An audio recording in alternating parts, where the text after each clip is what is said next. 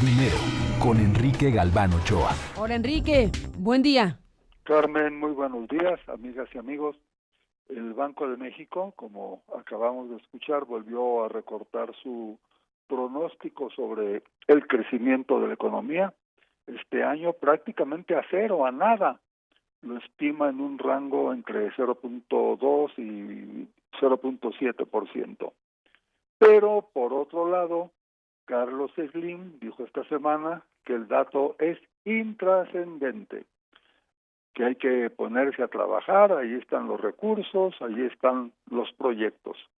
¿A quién le vamos a hacer caso? ¿A la tecnocracia del Banco Central o al principal hombre de negocios del país? Bueno, el dato del banco es estadísticamente verdadero, pero quizá, como dice Slim, en las circunstancias actuales es intrascendente y lo importante es ponerse a trabajar, a sacar el país adelante. Aparte, hay organismos, hay instituciones que parece que nos quisieran decir que el país está en jauja. El Instituto Nacional Electoral, por ejemplo, ya formalizó su petición de 12.493 millones de pesos como presupuesto para el próximo año. Su solicitud deberá llegar el día 8 de septiembre a la Cámara de Diputados dentro del presupuesto del gobierno federal del año 2020.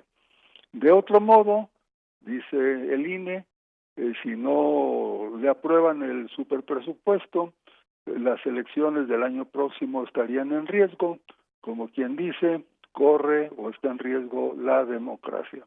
El presupuesto contiene programas especiales con nombre muy curioso. Por ejemplo, fortalecer la gestión y evolución administrativa y cultura de servicio público. A este programa el INE le quiere destinar 446 millones de pesos. Aparte del presupuesto del INE, del presupuesto operativo, está, desde luego, la tajada para la partidocracia, que será de 5.239 millones de pesos. Entonces, ¿cuál crisis? En otro tema, Carmen, ya en otras ocasiones hemos comentado que existe un presunto conflicto de interés en las AFORES. El presidente, hasta hace pocos meses, de la AMAFORE, la asociación que agrupa a las administradoras de fondos para el retiro de los trabajadores, Carlos Noriega Curtis, ahora es funcionario de Hacienda, es el titular de la Unidad de Seguros, Pensiones y Seguridad Social. Fue nombrado por Carlos Ursúa, el exsecretario de Hacienda, pero lo conserva el nuevo secretario, Arturo Herrera. Es decir, el antiguo funcionario de las AFORES ahora es el encargado de regularlas. Pues está resultando bueno para las AFORES esta situación. El secretario de Hacienda, Herrera, anunció una disminución gradual y ordenada de las comisiones que cobran a los trabajadores para alcanzar hasta el final del sexenio niveles competitivos a nivel internacional. Esta medida, dice Herrera, representa un beneficio para los trabajadores que se estima alcance para ese entonces, es decir, a finales de sexenio, un monto cercano a los 100,000 millones de pesos. El resultado de dicha medida podría significar un aumento en la pensión de 10%. Nos debe una explicación el secretario Herrera porque parece que el beneficio principalmente es para las AFORES, no para los trabajadores, porque no salen las cuentas. A ver, según CONSAR, a finales del último mes de julio, del pasado mes de julio, los ahorros llegaban a 3.7 billones de pesos. Estamos hablando de millones de millones. Si el beneficio para los trabajadores con la disminución de las comisiones será solo de 100,000 millones y hasta finales de sexenio, pues será un beneficio risible. Además, el beneficio se repartiría entre 64 millones de cuentas. El dato que no dan a conocer es cuánto ganarán las Afores.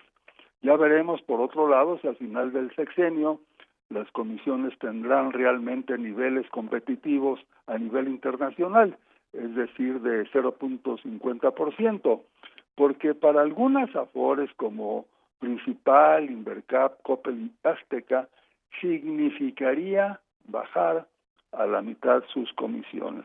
Y se han venido resistiendo a hacerlo los últimos años. Lo cierto es que el panorama para los futuros pensionados no ha cambiado de manera radical o sustancial. Por los bajos ingresos tendrán que seguir trabajando hasta el último día de su vida, y en la pobreza. Afores ricas, pensionados pobres. Es injusto darles falsas esperanzas. Muy buenos días, Carmen, amigas y amigos, muy buen día. Tema central, tema importantísimo que analizas, Enrique Galván Ochoa, y bueno, te escuchamos y ahí hay un conflicto de interés que resolver, ¿no? Sí, yo creía que iba a resolverse con el cambio del secretario de Hacienda, pero conservaron a este funcionario ahora que tenemos al nuevo secretario de Hacienda, Arturo Herrera. Y estas cuentas que dieron ayer no hacen sentido, necesitan más claridad, necesitan explicarnos cómo es que va a aumentar la pensión de los trabajadores. Es un punto central y 100,000 millones de pesos, que sería lo que se repartiera entre 60 y tantos millones, pues es una nada, es una bicoca junto a lo que van a ganar las Afores en estos años siguientes y lo que ya han ganado antes. Pues sí, es un tema importantísimo después de que hemos comentado aquí varias veces el informe que hicieron especialistas de la OIT, de la Organización Internacional del Trabajo, respecto al sistema de pensiones privatizado en muchos países del mundo, y este estudio que hicieron de varios años que concluyó en que había un fracaso importante, y fracaso le llaman porque al final de cuentas en la balanza de lo que ha pasado en los años, los perdedores de la historia han sido los trabajadores esencialmente, y hay reconversión de sistemas en varios países del mundo, por lo menos en 8 que están dando un giro en una vuelta en U al final de cuentas. Y bueno, en el caso mexicano estamos escuchando lo que comentas, Enrique, en un tema de primerísima importancia porque involucra ni más ni menos que el retiro de millones de trabajadores.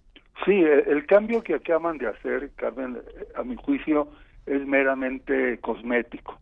Realmente falta una reforma que reparta bien el ahorro de los trabajadores. Las Afores tienen derecho a ganarse una comisión, pero no una comisión tan grande como la que están ganando ahorita, que es el doble de las comisiones que cobran en otros países.